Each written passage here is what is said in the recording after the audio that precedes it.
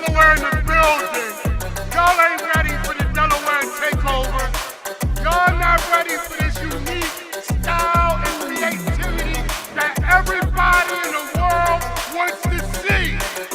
Naj and Jay is bringing it, and everything they bring got that Delaware swag. Hey everybody. Hey everybody, Naj and Jay here. And we have a live studio audience today. It's a huge audience. Do you hear all that noise? Look at that. Wow. We are officially moving on up to the You the can't east tell side. us nothing. Yeah, we are. We moved all the way up. So I don't know if we should put her on camera, but yeah. We have a special guest. And she dressed fly, I just want to say. Mhm. Sneakers matched the sweater. Yep. She came prepared because she knew what it was. Welcome to your morning sip of local news, what's happening, and Everyday mess. you do that on purpose. Maybe. If you're going to do it wrong the right way. Everyday mess. There you go. Yeah. Make sure you listen to the replay of this show on Thursdays at WJVSradio.com, Delaware's own grown folks radio station. And there's an app, and you can type in your little app store, WJVS Radio, and it works for Android and iPhone. So, yeah. Today we're going to talk about when I win the lottery, how quiet I'm going to go. I can support that wholeheartedly. Okay. All right. What else are we talking about? Freaknik, and more Freaknik. I feel like is there anything else that really matters? Like, we're going to talk about Freaknik. So I feel like I need that's glasses. it. You might just go right in. So when we go I might into just that, get up on the chair and start doing. No, all right. All right. I mean, if we're going to be Freaknik, let's do it. You know what I'm saying? So, yeah. All right. So real quick, before we get into all the good stuff, it's still Women's History Month. So my fact is, in 1849, Elizabeth Blackwell was instrumental in opening up the field of medicine for women, mentoring many women who went on to careers in the field. She was focused on providing better healthcare for women and children. Love it. Yeah. Yes. So I'm shouting out, or I'm doing my normal. We lift them yes. up. That's good. We should have had that. Well, for next year, we'll have we lift him up. I like that a lot. Okay. So I want to end out this month by lifting up Donnie Borjuli Smith. Donnie. She's an amazing human being and an amazing woman. Yeah, and there was a really nice event last week. And I know she's not going to take full responsibility, even though she probably could. So Stephen Marley, the Marley family, was given the keys to the city last week, and it was a beautiful. How big was the key? It was this big. You know what I'm saying? Are you serious? I have no idea how big the key was. Oh, you didn't see the key? How you gonna see the key and see you didn't see the key? Wasn't worried about that. I was worried about the people. I just want to know: is it a big key or little key? Like, do they value our city as a big key city or a little key city? It's a legit question. Was it gold? Was it silver? Was it titanium? It was wood to represent the people and the humility of the Rastafari way. Yeah. I made that up completely. So it was a beautiful event. And it was actually probably I was only there for 2 hours, and it was like, I swear to God, it must have been the only time last week when the weather was actually nice. Like we were outside and it was comfortable. All right. So number one, that event in itself was beautiful. And Donnie holds, I'm pretty sure, and she'll tell me if I'm wrong, most of the responsibility for that. But then I also know her for the other stuff that she's put on, for the stuff that she's had for me and Naj. Yeah. And she's a great planner. She's a great planner, like as good as they come. And, I think they've probably been here in Wilmington, her and Jahidi, for maybe about 8 or so years now. Close to 10, I think we're getting to, honestly. And she's been one of those people who's really made a positive impact on the city with her presence. So, and quite frankly, she's a dear friend of my wife. And those two are they have a certain connection that I really appreciate. And for all of those reasons, you want to sing your song again? I'm about to lift you up? Lift you up. Yeah. We lift you up, Donnie. We love you. We love you, Donnie. Yeah. You are the sweetest. Mm-hmm. Like anytime I've talked to her, even privately, and she's just always so sweet, and she's so thoughtful. You know what? And it's hard to find people like that now. I'm gonna throw you under the bus too, Donnie. What? How you gonna lift her up and then throw her down? Not throw her down, but she can throw down in the kitchen. Oh. So there have been I mean, several times at this point where she has brought my family authentic Haitian cuisine. And Ja, I love you to death, brother. And I love Jamaican food, but Haiti got y'all beat bad. I'll leave it at that. Thank you. Yep. Yes, sir. Mm-hmm. All righty. We love you, Donnie. Mm-hmm. So we have flowers. Yes, the set of flowers that I want to give to specifically are to Irina Turner. Is she? No, but yeah. So she's an artist, a visual artist from this area, and I just want to give her flowers because I saw on the Facebooks, even though I couldn't be there, that Friday was Middletown, Delaware's first art loop. Yes. And by all accounts and by all the pictures that I saw online, it was a success. And that's a big deal. We're going to be there. No, we're not. We'll definitely be there at some point in time because we have to support. We can't go next week, but we'll be there. Yeah. So we will obviously support your event, but we want to make sure that we give you flowers because anytime you're doing something, number one, with the arts, it's difficult. And then in a new area where it's not a common thing and in an area that is still growing and trying to really develop its own culture, you know, you're now at the forefront of that. So we really appreciate that, and flowers to you for doing that. Yes. I want to give flowers to Jay Street. Jay Street for his photo from the event last week was in Delaware Online. Yeah, right? I think it was the city website, but yeah, it was. Either way, it was published. So this is now your third time. This your third time. So you was twice overseas and once. We can't talk about all of them. I'm playing. I didn't say Pacific, right. But this is your third time, and I'm very proud of you because he is very anal about his photography.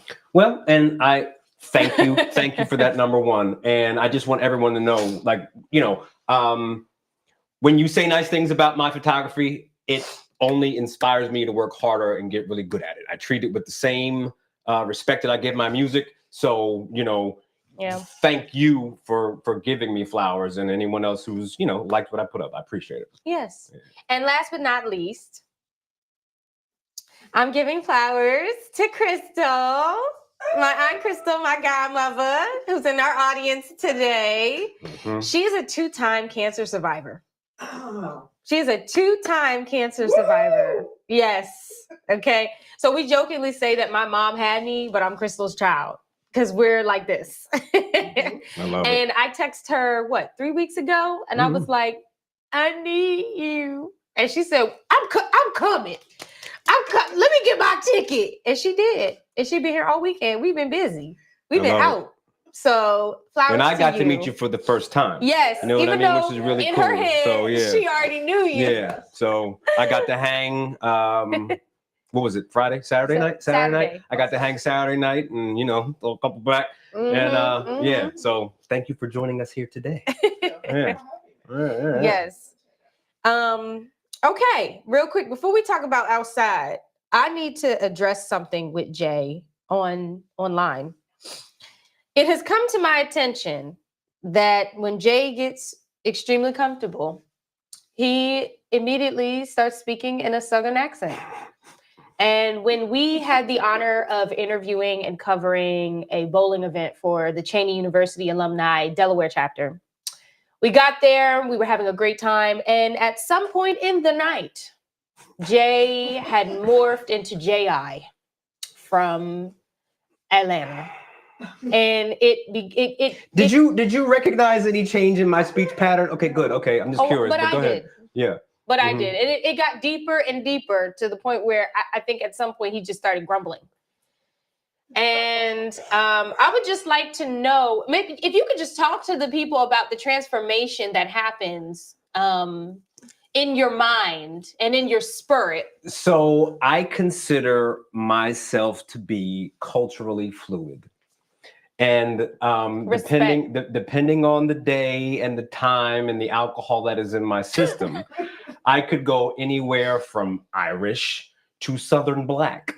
I don't have any real answer for this question. I'm telling you, at some point you started yelling Southern expletives. What does that mean? Expletives. All I know is I felt like you were cursing at me Southernly. Huh. Well, isn't that like a polite way, like with some Southern genteel charm? You're not first of all, you. I'm genteel. Genteel. I'm genteel. let's get something. Yeah, correct. yeah. No. I put on the seersucker. You know what I'm saying? The what? Seersucker. Do you know what a seersucker is? Yes. Okay, thank you. No, That's all. you don't. Yep. You don't. Mhm. She doesn't know. But I just want to know like what happens in your brain. So if you're going to really make me answer this question, Because let me tell you, we walked in, everything was good. They were excited to see us. We were excited to see them. He was good. He was like, "Hey, how you doing? How you doing?" Normal Jay, and y'all know how he do. And then eventually, this went to. Yeah. We're at the little bar diner thing getting fries, and he's like his leg is up. He got like the outcast lean, and then it just was, and then his voice got deeper. It was like southern and deep. And I was like, at one point I was eating a fry and I was like, who this nigga? What is happening right now? Yeah. Did he use a seasoning or something in the fry? So and no one else there had a southern accent. Right. So there was no influence. There was no cultural influence in that moment. I mean, so I'll say this, right? Please do tell. Number one, I think as a Black person who attended private school. I attended private school too. I am the biggest code switcher on the planet. I can, like a chameleon. If I code switch? I don't know, but depending on where I am, I subconsciously and consciously will switch up the way that I speak. And I think we all do that. And I definitely do that even on this show because I want to be clear. I want to be articulate, and I probably almost overpronounce stuff sometimes here because Christmas. Christmas, even when I sing, especially depending on the genre, all those kind of things. So it starts there, right? But now you could ask yourself, well, Jay, you're from Wilmington. You know what I'm saying? Like you don't have any Southern parts to you authentically, right? Here's the thing. If you catch my dad talking when he's in his okay, number one. No, and my uncle, who is like another one of my huge influences, he's from Florida. Like he's a Southern man. Like he lived, but so that, right? Now, all of my family on the street side, they're farmers. Like if my great uncles and whatnot came up right now, they just sound like country, like they're farmers. Like they sound like they're from a farm. So that's a sound that I'm used to. And part of the reason that I went down south for school was because that's kind of like my comfort zone in a weird kind of way. Okay. And so for 4 years, and all of my friends at that point were either from Oakland, who you met Terrence, he's got like a heavy accent, then Houston, putting a pin in that right there because I need to come back to that. Sure. So when I'm comfortable and can talk like I want to talk, this not different person, but I kind of speak where I'm totally comfortable. You know what I'm saying? So wait. So I had a couple of drinks. I was very comfortable. I like your family. And I was like, you know what?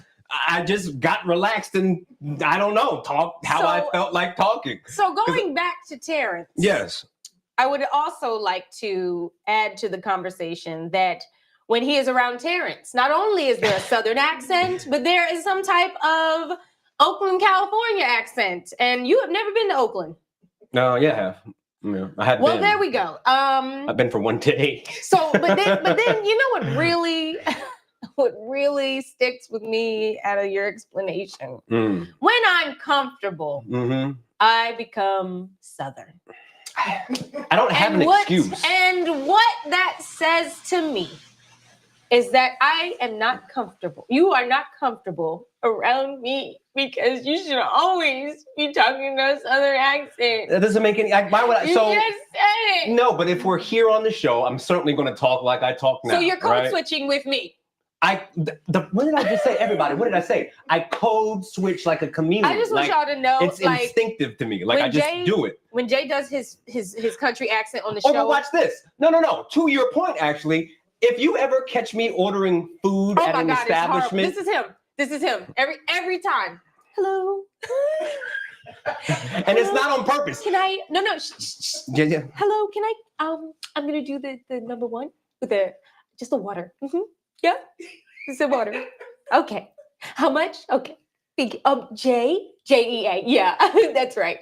Yeah. That's him when he orders and food. I don't do it on purpose. Like I'm not thinking, but like I'm trying to accommodate and be clear. And I see that the person, you know, I hear that the person doesn't speak like me. So it's just me completely overdoing Hi, my an name's effort Jay. to make them comfortable. here to get an order? It's ridiculous. Yeah? Yeah. No, Okay. I sound ridiculous when I'm ordering food from any place that doesn't speak right in the middle of the road American English. But I will say, Yeah. the accent I heard Saturday is not the one y'all have heard on the camera. It's a different type of Southern. Like this was really like it. He embodied. I was comfortable. Am I not you allowed to be comfortable embodied. around my people? That's all I'm saying. Yeah. So yeah, that was, we had a good time bowling. Jay can't bowl to save his life. That's not true. It wasn't good. What are you talking about? It wasn't good. You didn't strike, so therefore you suck. Okay. That's it. Yep. That's it. I did not bowl because Mama got her nails done, and I already had a rough day. And if I had broken a nail, I would have everything would have been up in flames. So it's just best that I stay back and throw some back and keep it pushing. So shout out to Cheney. Woo! For sure. Okay, what is happening? So there is a lot happening. Okay, a lot happening. You know, when you want to go outside this week, and I'm gonna be honest. I had a busy weekend, and I could not get all of this. So I got a couple things. So welcome to Trap Game Night. Come join us for a night filled with trap music and fun games. Get ready to vibe and win prizes to your favorite tunes while competing. Trap bingo, trap spelling bee, karaoke, spades tournament, and more. That sounds amazing, except for when you get to the spades part. Because I don't know how to play spades. My father failed me. So there's that. And that is March 29th. And that you can go trap spelling bee, Ogletown Road, 2401 Ogletown Road, Newark, Delaware. Tickets are $20. I got this off of Eventbrite, so you can type it in. And head on over. And then Saturday, March 30th, beginner line dance workshop. Listen, my mom used to do line dance classes, and her and my dad. Do you line dance? No. You don't? Okay. You line. Nope. You see what I did? Don't. Did you catch that line? You line. Oh, That was terrible. It was terrible. It was terrible. Just say I'm terrible, but it's fine. You're a good audience member. I like her. I like her too. Anyone who laughs at my terrible jokes. Yeah. Okay, so $25 pre-registration via Eventbrite. Free social dance party that night. It's on Facebook. It's at the American Legion stall, post number 30, 156 North DuPont Highway from 1 to 5 p.m. And then on Facebook events and Eventbrite, if you type in Wilmington or Newcastle, there are tons of events on there. Those are just the two that I chose. Go have a good time. Yeah? Cool. Yeah. We can keep going. Mm-hmm. All right. So yeah, since we're talking about the South, the dirty South. Let me get myself I should together. have myself some Southern comfort right now. I feel like, you know what I'm saying? Yeah. I need to take a sip. Mm-hmm. Hold on. You brought the South. That's what it is. You came all the way from Texas. She did. Yeah. She did. She introduced me to the best barbecue I've ever had. Mm-hmm. shout out to Hutchins. My God. Hutchins. We going back there. So I had time this weekend to review the FREAKNIK documentary that is on Hulu. Now, y'all know we've discussed FREAKNIK before because Jay attended 95 through 97 when he was at Morehouse College. Mm-hmm. And I had heard about it, like, you know, little things here and there over the years, but I didn't know the impact that it had. So oh no, why you do that? No. I'm not down there yet, but Oh, yeah, God. I'm not. I haven't dug in, but yeah. So the documentary starts out with giving you the backstory of how it began. And it began in 1983 with a few students who were in the area, and they talked about there were state clubs. And I don't think I've ever heard of that when I was in college. No, that was a big deal. So at least in the AUC, because I actually don't know if this is a common thing on other campuses, but like specifically when I say the AUC, so that's Morehouse, Spelman, Clark Atlanta, and Morris Brown at the time, there were always clubs. So there was the Chicago club, there was the Philly club, and they were very regional. And it was funny because California club. Yeah, and I consciously, got away from all things East Coast. But no, it's a big deal. So every club had its own thing. DC was a big club. So yeah. Mm-hmm. So during spring break, everyone knew about like the Daytona and the Miami Beach spring break, right? But the thing about it was predominantly white students. So the students who formulated the initial picnic or FREAKNIK, they wanted to do something for their students. So the first one they picked was at Piedmont Park. Mm-hmm. And it was like 50 kids, 50 college students. And they had a great time. There were games, there was music, there was food. They fundraised. They were able to pull in funding to bring this together. And word of mouth, traveled. And the next year they did it again and it got bigger and it started getting bigger and bigger. The name originated from what was it, Crystal? The song is La Freak and the band is Chic. The Freak. Right. So they didn't want to do Picnic because of the racist background, and then they loved the song, the hot song. I love that moment. Little bit right there. Like that, even though it turns into the most debaucherous, ridiculous thing ever, like there was still a hint of nothing. I don't even want to say woke, but they were conscious. You know what I'm saying? They was you know what I'm saying? We change nerd. Yeah. I did. You see what I did there, real quick? Nerd. Nerd. Okay. Yeah. Mm-hmm. So it was from Love Freak, the hit song at the time, and then Picnic, the end of Picnic. So that's how FREAKNIK began. And then they start going down the timeline. They were talking about the cultural impact that it had, which I really, really loved because. So I'm curious, can you give me a little bit of that? Because like I lived it and I'm curious to know how, because I haven't seen the movie. So what you walked into was nowhere near what was the original idea. So what was the cultural? So basically, so how I can equate it. Now remember, I'm a baby compared to that, like, because I wasn't even thought of when this was started. But what they were saying, how I equated it was like the Roots Picnic. Oh, sure. Okay. That was my, like, when they started talking about what they wanted it to be, it was the Roots Picnic, culture and togetherness and, just like real fundraising and real, like a barbecue, like a family barbecue. For the Black students, because there were kids who couldn't afford to go home, right? They couldn't afford to go to Daytona or Miami, but they wanted something to do. So this is how it started. And as it got bigger, there were a lot more elements and people heard about it and were like, okay, this is where I'm going for spring break every year. Black spring break. So I believe Luke got involved. Uncle Luke. Yeah, not my uncle. So I ain't saying uncle. That's that man's name. That's what they call him. I don't care. Like, to me, uncle is very endearing, so I can't do it. But like they have a band called Papa Roach. You're like, I'm not going to say Papa Roach because that's oh, please. But P. Roach. All right. Anyway. Yeah. But yeah. So they were talking about all the influence. They also talked about it started to really, really grow because at that time, like into the early 90s, like late 80s into the early 90s, you had A Different World. Yes. Mm-hmm. You had this like surge of Black education representation. So people were like, I want to go to an School HBCU. days have been out by this point. Yes. Yeah. Mm-hmm. And what show did I just? Different World. A Different World. They mentioned FREAKNIK. Mm-hmm. They mentioned it. So they were like, oh, we made it. Like this is crazy. So it got bigger and bigger and bigger. And Uncle Luke got whiff of it.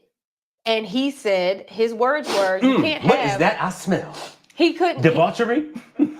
So he was in Miami, turning up Miami, doing what he was when he brought to FREAKNIK in Atlanta, he brought that from Miami. He was already doing it there. And his literal words were, you can't have the name FREAKNIK and not be freaky and not have Uncle Luke there. And like, I was really excited watching the beginning of it because I can say, like, I know this is completely left, but in my head it works, so I'm gonna say it. When we do our block party, We want to bring the community together. We are dancing, we're singing, we're bringing up people who are doing things within the community to have conversations. We've tried to fundraise. We want kids to be involved and have fun. My neighbors are a part of it. So when they were talking about all that they saw for it and what they brought to the table, it was beautiful to me because that resonated with me 100%. When Uncle Luke got there, and I completely understand wanting to party and be free. We'll get into that after that, the freeness, the sexual freeness. But what he brought to it was just nasty. An air of nasty. You know what I'm saying? Ew. I'm gonna throw up. Yeah. So before we get into the full-blown Uncle Luke part of it, I want to talk about the Black women's sexual freedom. They highlighted that a lot, and right before they got into like how it really went downhill. So there was this respect that the men kind of had for the women, where the women were allowed to be sexually free and do what they want and not have that fear. There was no fear initially. So yeah, they was buck ass wild, but they weren't afraid to be buck ass wild because the men weren't attempting to do things to harm them. They were just like, all right, cool, let's go. You ready to do that? I'm ready to do it too. So the women weren't scared. And for the first time in history, you could be a Black woman shaking her ass and not feel less than herself. Because let's be honest. And I can only speak to it as a Black woman because I don't know what it's like to be anything else. Growing up, you are taught no red nails, no coochie cutter, shorts and skirts, no wild dancing, no boys. Like, you ain't got no boyfriend. You know, like, my parents were very like, you're going to be a young lady. And when it came to sexual conversations, it just didn't happen. Like, that wasn't a discussion. And that was the same for a lot of Black girls and women. Their experience with sex was kind of like, well, we didn't know until we did it, you know? And there were a lot of repercussions, and there were a lot of rules that we had to follow. And even when you began to have sexual relations, or when you began to be, you know, to step into your femininity and your sexual part of your life, you had to be careful so as not to be looked at as a whore. And but I do think that in particular is universally a woman thing. Like, you know, that's any woman who decides that she's going to present herself as she wants in a sexual way, like any college campus, any white, you know, University of Delaware, you know, it's a constant concern. You know what I mean? So it's a universal thing for sure. And it's not fair. Yeah. It's horrible.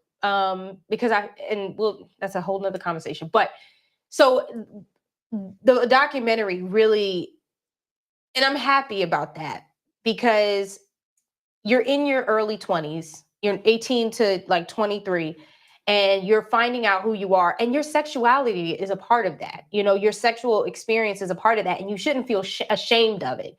And you shouldn't feel ashamed to tell somebody what you like or what you want. You shouldn't be afraid to have that conversation with your partner, whoever that may be.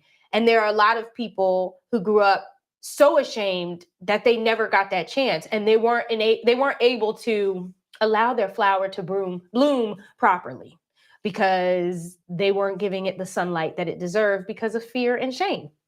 So just that little tidbit of the documentary really made me happy, because I think that's completely fair and beautiful that they could have fun and be free and go outside and do fun things with their community and not feel afraid and ashamed.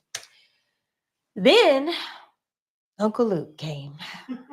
Yeah, like, and even right there in the middle, like, this is a natural progression. Like, yeah. And you can feel how you want to feel about it. Wrong or right, call me the meanest person ever. But like, college, okay, no, men. We like women. And if you tell me there's a place where there's going to be women just, you know, wilding out, I'm going to want to go there. And I'm going to want to, you know, fully digest that experience, however you want to say it, and especially college kids. So, this is the AUC where the ratio is, at this point, at least, is probably about 15-to-1 female to male. So please don't let me get word that, the AUC is popping with girls wilding out for the next week. Like, I'm gonna be there. And naturally, once you start adding piggish men into it, and bringing from all over the region, all over, like, things are going to continue in a very sexual direction. And that is opening up the door for a bigger problem. So what Uncle Luke brought to it, of course, there was the more sexual part of it, but what the difference was, because it was sexual before he got there. Like, it started to become more sexual again because of what I just talked about. Like, there was more, like Jay said, you tell me there gonna be some women's out there with their booty out, I'm gonna be there. I'm 20 years old. Come exactly. on, so nice. I get that, but that was the college students. Like, it was college students out there being wild and crazy, right? Mm-hmm. When Luke got there, it turned into the 40-year-old men coming, the hood niggas coming and wilding out because they heard that these young college girls was acting crazy. And that's when everything changed. It got, like, they had wall-to-wall traffic.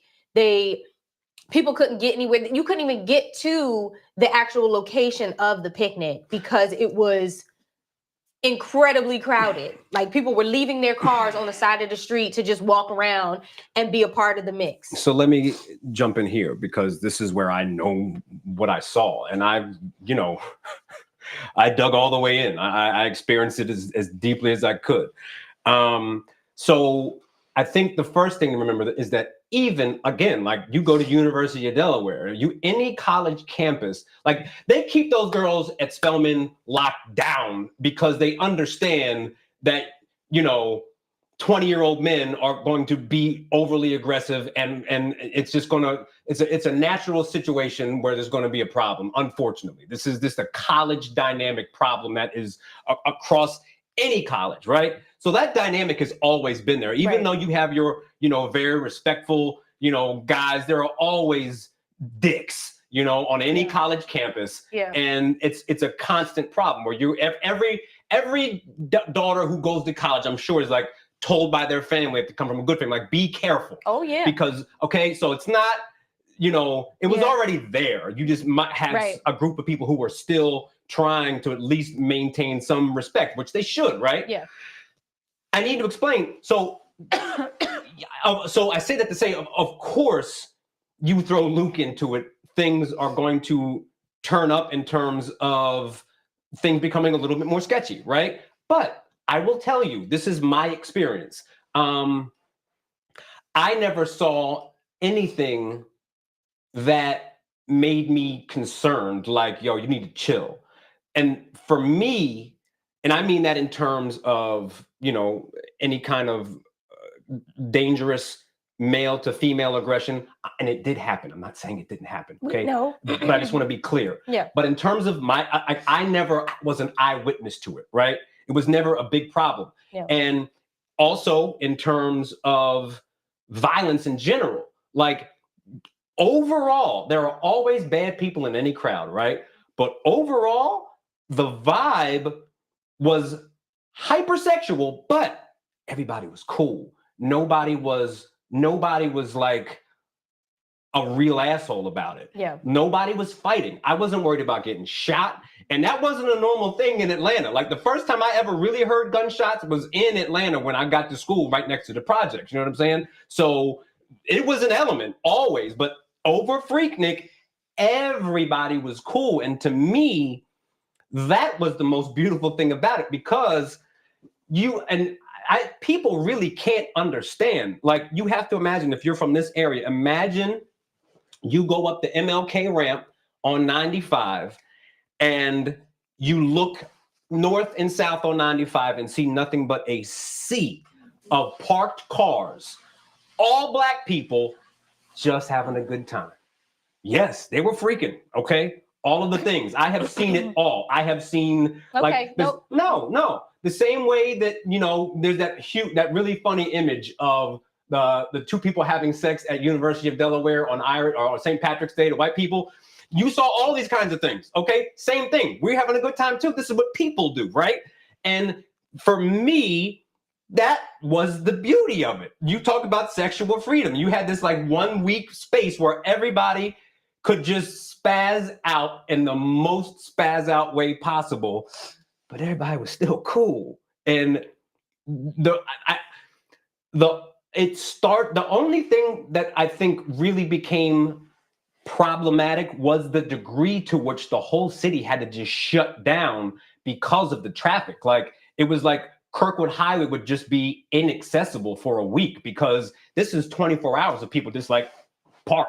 But imagine at the same time, the beautiful part that you can just park your car around a bunch of black people and walk away and you have no concerns. Yeah. So it's a balancing act. Yes, it got sexual, but if we're saying that sexual freedom is okay at that age, that's what it was.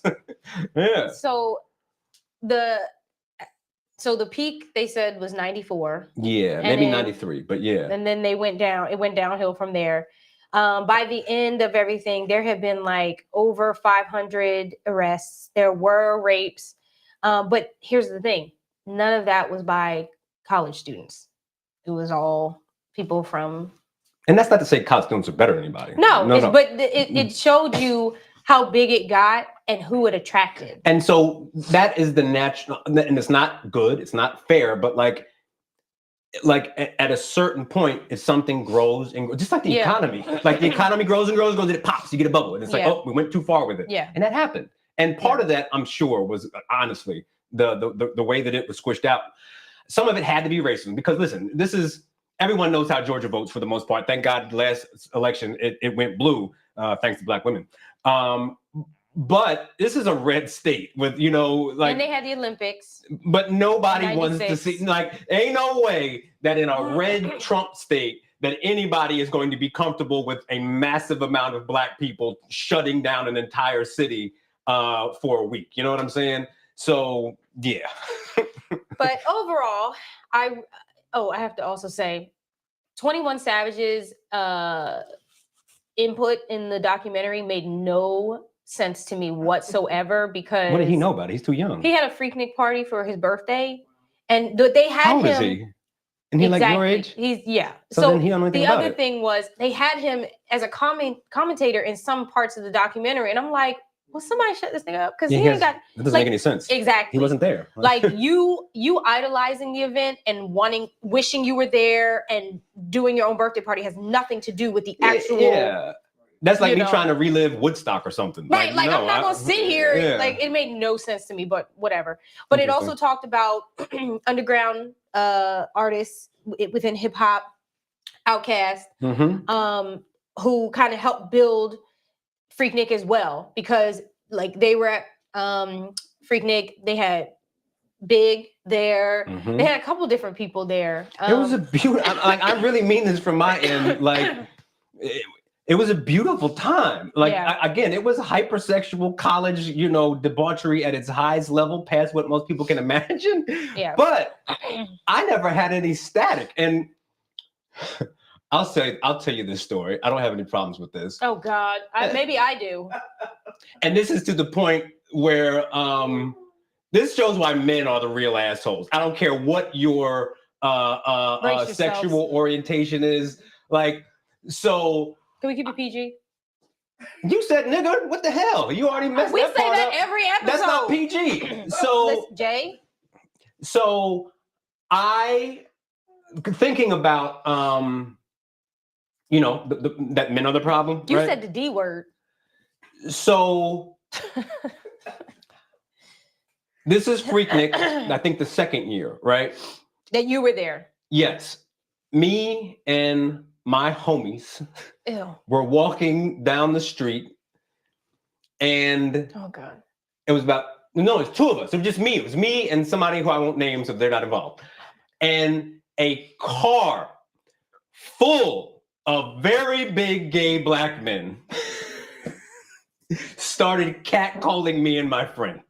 And there was nothing we could do. That was one of the few times where I had a real sense of empathy for what it is to be a woman, because I can fight for my size and in general, But me and my other little, 170-pound friend who could also fight, we ain't beating up 4 big swole dudes. It's just not going to happen. You know what I'm saying? So we tucked our tails, said, and just kept on walking. You know what I'm saying? So it was a really interesting dynamic. And to your point, it's always the men who mess things up. You're Even the game. nasty. This disgusting. We're animals. You know what I'm saying? And it was a funny time. But that was my point in saying all that was the only time that I actually experienced conflict, and it's really funny. Everything else is just like, yo, pass the blunt. You know what I'm saying? Turn up the music and let's party. Yeah. So, they talked about people restarting Freaknik. There was a guy, the copyright name or something had been open, so he bought it, and he's now claiming that he is the owner and founder of Freaknik. Once you incorporate, like now it's a business. Like now, it's never. I don't ever want that to, Well, to me, so what he does is they do the concert, they do the gathering, the picnic, and they bring resources. So they include a lot of different organizations on top of it. So it's not just a free for all, and there are other things going on. And that was the beautiful part of it.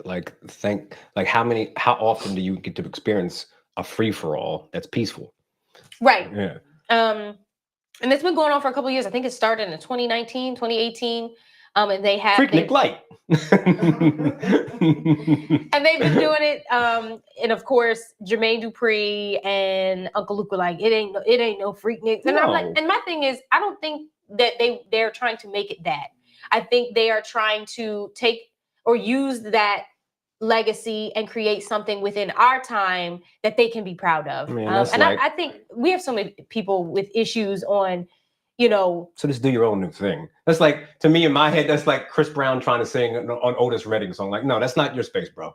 Like, don't try to sing "Try a Little Tenderness." It's not for you. But he did it. And it was not good. So same thing. Right. Well, all I know is what I took away from it was the history of Freaknik, which I was really proud of, to see them build something. They brought all of them together and they talked about it. And I really appreciated them doing that, so that people weren't just like, oh, Freaknik was about this and Uncle Luke, he started, blah, blah. No, like this started with very genuine intentions for our people, for our college students.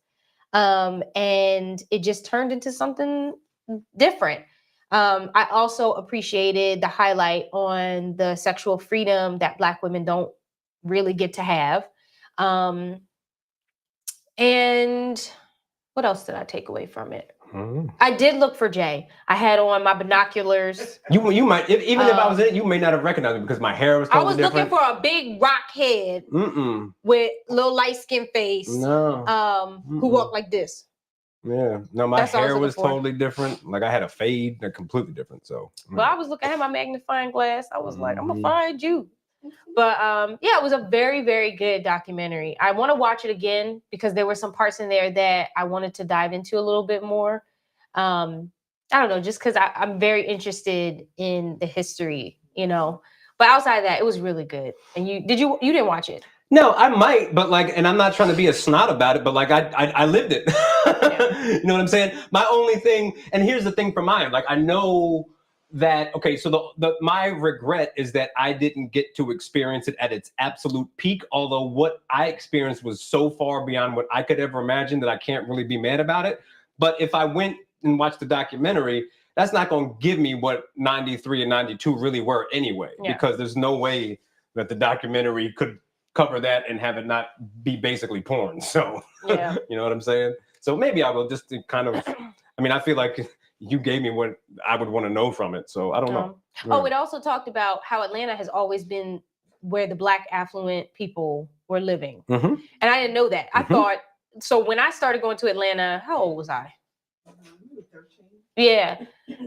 That's when I remember being introduced to Atlanta, and I was like, oh, this is where the Blacks come to live. And that was it. There's so many Black people. But I had no idea that back in the 80s and before, that's where, if you were a Black person, this is where you go to be your own CEO, and you make your own money. And they said that they would commingle for work, the blacks and whites, and then they would go to their respective neighborhoods, Mhm. and the neighborhoods were pretty much the same, Mhm. no matter whether you were black or white. And I was like, I had no idea. Yeah, one of the things that I experienced for the first time, and I think especially the people I know from Delaware who went to HBCUs, and so I went to private school, but my dad. What? We had no idea. But my dad worked 3 jobs all of his working life to send me, right? So I'm coming from a very blue collar background, but also recognizing that I'm spoiled, right? So I know that I was a private school dork, but I also know that my dad and parents had to work really hard to send me there. Yeah. So when I got to Morehouse, that was the first time where I was around rich black kids, and it really threw me off. Like my roommate, like I thought I was a brat, and I am. But me being a brat was pulling up to campus sophomore year with a new 2-seater pickup truck that I worked my ass off for all summer, versus my roommate showing up with a brand new, fully loaded Land Rover that he didn't spend a dime of his own money for because his mom just bought it for him. So it was like, oh, that's a new thing. Okay, cool. You know what I mean? Yeah. I love that because I was a privileged kid too. Like my parents There's worked their levels. behinds off. Yeah. Like my parents worked their behinds off to put us in a good school. And when I finally did go to public school, it was because I begged them. I begged my dad. All I wanted to do was wear blue jeans, which is why you always see me wearing jeans now. I couldn't care less about trying to fit in that bubble. Listen, that's why because the uniforms, baby, was not for me. Dad, please, I will do this. I just want to wear jeans. And he was like, yeah, all right. I had like 3 pairs of jeans because we only wore a school uniform. So by the time I was able to like wear regular clothes, I was like, I want this and this and this and this and this and that. So I get it. And I also know what it's like to be around to be around a mostly, privileged classroom. It wasn't until I got to middle school. I was only in public school for 3 years. And that's when I was around the most black people. That's when I really got bullied. That's when I realized that's interesting. Yeah, only in middle school was I like bullied. That's when I realized I wasn't as black as I thought. That's funny. Like I thought I was black. But your problem is you can't fight. Like, can we just real quick? You don't know that. You told me you can't. You told me that Aaron is that one. Like you told me. Really? Yes. Really? Like We're gonna go there? You told me that she's the one with the hands. No, I didn't do that. I didn't do that, and I'm not gonna do that. But I'm just saying, like you said that she's the one who can. There is evidence. So if you get that Aaron can throw hands, but I can bite. Oh no! I will bite you. I will bite you like a true spoiled brat. I will bite the shit out of you. Try me if you want to. Yeah. But when I went to middle school, that was my first black experience because it was so many black kids and they were all different levels. You had the extremely poor. You had the ones who had every name brand. That was my roommate. Like all he wore was polo. And then I go back to private school, essentially the military school, and I was one of 2 black students in my class. 3, So I get it. And seeing this documentary, and I hope that there are a lot of people like this. Anytime I get a chance to research our history, no matter what it is, I get really excited about it. Because the narrative that I was taught in school is not true. And what I'm finding out now is so much bigger than what I knew. And quite frankly, another point that I think that we need to make is this is the value of HBCUs. Yes. You know what I mean? Because you get, and I've said this so many times, but this could potentially be the one time in your life where you get basically 4 years to be around nothing but black people and and generally to not even have to think about, racism. You can just be in your black bubble for 4 years, having a good time, absorbing culture, and then you go back into the real world. But it's a beautiful thing that I think, like if I was the supreme commander dictator of the universe, I would make it a demand that every single black child goes to an HBCU. So listen, the 1 year I went to Del State was great. Like I had black professors Yes. All of them. The first I think time I had a black one. teacher. I had one white teacher, one Yep. professor, but everybody else was black. Yep. So, you know, it changes your entire perspective on blackness. Yes, so, and then also the camaraderie and the feeling of family. Because when you could tell when they were talking about starting it, how proud they were and the love that they had for their friends and stuff. And I can honestly say, it took me at least until junior year to find my people, and they were white and Asian. Well, so my junior year in high school, I had my peoples, like my and I still love them till we talk to this day. They're married now. so doubling back, you ask yourself why I drink and get comfortable and start to break out into a Southern accent. That's because when I got down there, I found my Southern tribe, and they were, you know what I'm saying? I was like, oh, this is my language. Yes. Speak it to me, bro. Everything your dad was trying to hide you from. Listen, my last name, if you know the streets, you already know. We're going to find it. Jay was in the street, all right? He was in that street, the FREAKNIK street. You gonna get No. Calm down. Breathe. Breathe, nigga, breathe. The amount of time that I spent running through them projects next to the dorms, you don't even want to know. So. Oh my God. Shout out to Harris Holmes. Go ahead. Sorry. This was supposed to be a good. This is FREAKNIK, really? But so now I'm thinking about our future, right? So I have to say this. Y'all, Crystal, y'all was as wild as us. Everybody's wild. Everybody has I know. that. So I don't want to hear, like, sometimes my mom be on her high horse and I be like, Kimala, kick all the rocks.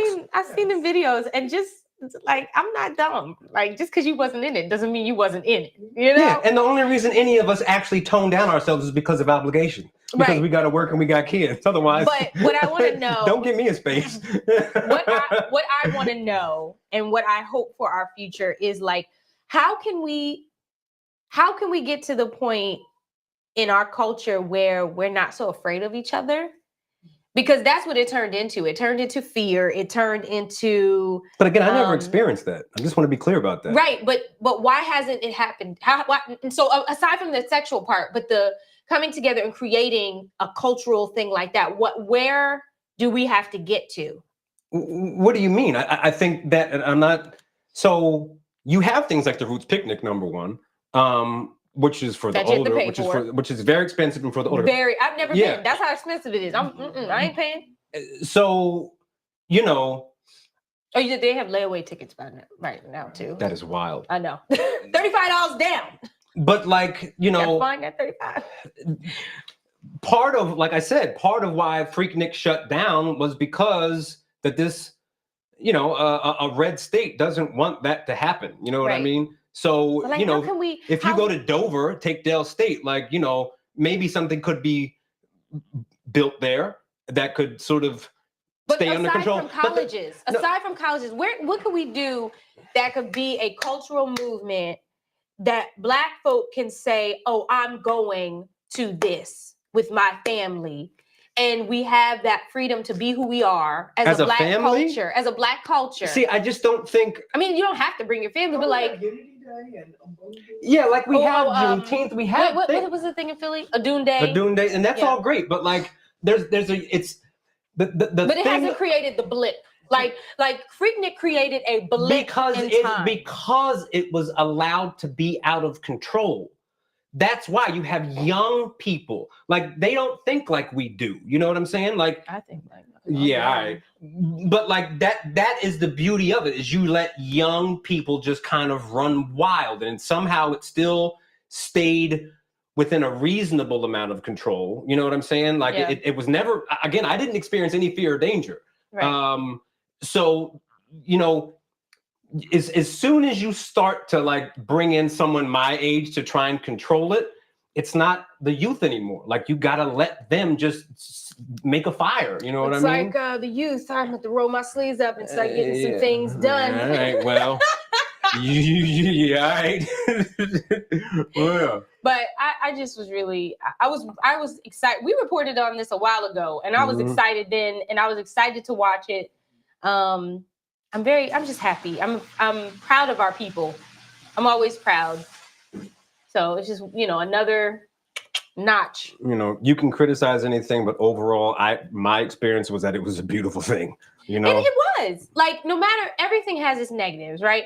But when you can't talk to me about Sexy Red and Listen, you can't talk to me and say FREAKNIK is bad when Daytona was Girls Gone Wild. Yeah. They have videos of them pouring water bottles Mardi on the Gras girls. is a huge thing. So you know what I mean? It's the same exact thing. It's people just need a space to be debaucherous, and that's just the bottom line. All people. And they find a way to do it. There's we just said New Orleans, Mardi Gras. There's in Brazil. Carnival, people will find a way to take off all their clothes and just be nasty, and that's okay. There's nothing wrong with it. You know what I mean? As long as it's not getting violent and that kind of thing. Like, it's funny. I feel like, and I didn't think we'd talk about this, but like, on one hand, we're really, really offended by Sexy Red, and I get why. Like, there is it's not balanced enough, but like, the idea that there shouldn't be any nastiness is ridiculous. I don't have a problem with the nastiness. There's no Lauryn Hills. It's only Sexy Red. It's not even that. It's what's the word for unintelligent? But why does it have to be intelligent? Why can't you? You gotta have something. Why? Like, she's already, like, that interview she did when she was promoting Trump. She had no idea what the hell she was talking about. That's irresponsible. Like, I don't mind you. You want your ass out. You want to talk about being with every nigga in the book. Yeah. Cool. So why is she going to be responsible?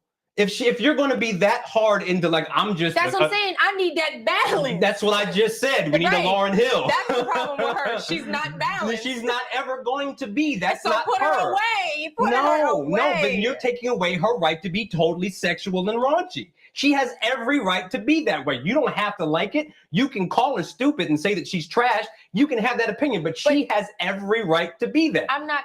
See, that's the thing. You think that I'm condemning her for being nasty. I'm not condemning her for being nasty. I'm condemning her for being stupid. She has a right to be stupid. No, she doesn't. Yes, she does. No. Yes, she does. Stop, Jay. You have a right to be as uneducated and unaware as you want to be. I don't recommend it. I don't recommend anything that she does for the most part. Stupid babies just making stupid babies. That's right. You're going to have, like, stupid babies making stupid babies, but they have the right to be stupid. I don't recommend it, but do stupid if you want to. You do what you want. You don't gotta read. I think you should read books, but if you don't want to read books, that's on you, homie. Yeah. I don't like Sexy Red. Sorry. And you should, cool. You know what I mean? What it is. But she has a right to be however she wants to be, as long as she's not hurting somebody else. Well, we're here. That was it. That was the conversation. Yeah. Thank you for watching our show. Go watch the FREAKNIK documentary. Yeah. Get your magnifying glass, because I might have missed Jay, but maybe you'll spot him. If you see me, let me know, because I want to see myself on there. Screen grab it. Like, grab it. I'm not scared, just to be clear. Like, the follow-up documentary is going to be FREAKNIK Kids. Oh no. Where they are now. That's funny. That could be really funny. That would be hilarious. I was a FREAKNIK baby. My mom thing is, was on top of the Land Rover, and she's now a lawyer, and now she's the judge for the district attorney, and now I go to Morehouse, and now he's a successful doctor. You know what I'm saying? And that is literally what it. A lot of these people, that's what it was. These are college students. Like, however you slice it, these are college people. A lot of them. So we need to put out. That's why everyone was scared, because these are educated people who did the most, and it's like, oh my gosh, I have a wonderful, thriving law practice, and I don't want to be seen. So we need to put out an infomercial that says, if you were born after the years of such and such and such a year, or if you were conceived in between the years of 83 and 97, and your parents attended or had traveled to Atlanta within this time frame, please call this number. 100%. You may be compensated. No, that's a beautiful concept. I love the FREAKNIK Kids idea. That's actually really kids. Oh, that's a really good idea. So if it come up, tag me, because I'm gonna get my lawyer. That's a really funny idea. I like that a lot. Yeah. We could be bringing families together. You never know. Look at Naj and Jay changing the world yet again. Yeah. We should probably call our picnic, our barbecue, our block party, Naj and Jay's Freaknik. No, I'm not gonna. I don't. We do our own thing. Like I don't. In as much as I enjoyed Freaknik, I don't want to create a Freaknik. I like what we're trying to build. You know what I mean? Who's the equivalent to Uncle Luke right now? Who? What? He's got to be at least under 30. I don't know. I don't know. I really don't. You would know more than me. Seriously. He's over 30. I think it's probably my age. Well, it'd probably be more of the women's. Yeah, that's a fair point. It actually, to your point, it's probably Megan Thee Stallion. Megan Thee Stallion. She would fit that role 100%. New Uncle Luke. She's Southern. She's Auntie strong, Megan. and she's yep. All right, so we're gonna get Auntie Megan. Yeah, and she's from that tradition. I don't care what you say. Child, like, shameless, Mhm. shameless. All right, we love you guys for watching. Thank you for coming to our TED Talk about Freaknik. Thank you to our studio audience Thank you, for studio participating audience. today. All right, warm regards, everyone. We'll see you later. Oh, have a great spring break for whoever is doing it this week and the following week. Bye. Round and round you go. Round and round you go. Oh, sorry about.